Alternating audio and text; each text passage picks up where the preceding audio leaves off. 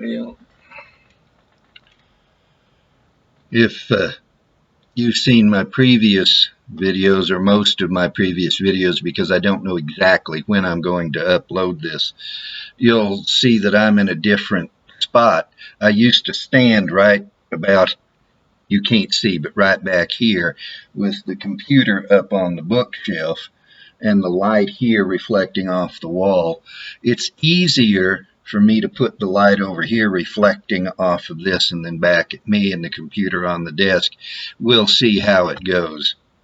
Another thing I want to mention is that I have not recorded any videos in a while. I ran out and had to stop posting them because I had no opportunity to record more. I am now recording some, and I'm putting this at the beginning of each one because I don't know which one I'm going to upload first. I want to get a few in the can and then go back to one at a time. But as you probably know, if you're watching this video, the channel is Christianity on the Bottom Shelf. And I borrowed that phrase from J. Vernon McGee. He and I want to put the cookies on the bottom shelf where everybody can reach them. So let's go right into the second letter of Paul to Timothy and verse 12, chapter 1, verse 12.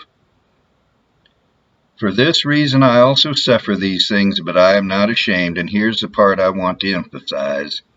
For I know whom I have believed, and am convinced that he is able to guard what I have entrusted to him until that day. Paul did not say, I know what I have believed. He did not say, I know which church I'm a member of. I know that I have been baptized. I know this, I know that. He said, I know whom I have believed. Christianity does have doctrine. You cannot have biblical Christianity without biblical doctrine. Anybody who tells you otherwise, if he's sincere, is ignorant. If he's lying to you, then obviously he's not sincere. But that's the fact. However, whether you're a Christian does not depend on which doctrine you believe, but who you believe. Christianity is about your relationship with a person named Jesus Christ. And as a side note, I don't want to take too long. I try to keep these videos short. It doesn't matter what name you call him, Yeshua, Yahshua, whatever Hebrew or fake Hebrew thing you want to put on there. We don't speak Hebrew. Why should we have to use a Hebrew name? Does God only understand Hebrew? Does he only know his name if we give it to him in Hebrew? Don't be absurd. But there are people who seem to believe that. In English, his name is Jesus. That's what I'm going to call him. You can call him that. He will know who you mean, just as I do. But to get back to my point, we know, if we are Christians, who we have believed. And more than that, we are convinced that he is able to guard what we have entrusted to him. What have we entrusted to him? Ourselves.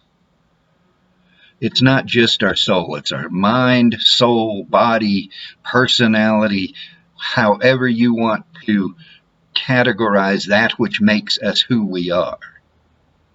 Everything we are, everything that makes us who we are, we have entrusted, to him, because we know, we are convinced he can keep that, and we trust not the church, not the baptism, not the doctrine, not the pastor, not anything. We trust him to keep that until the day of his return.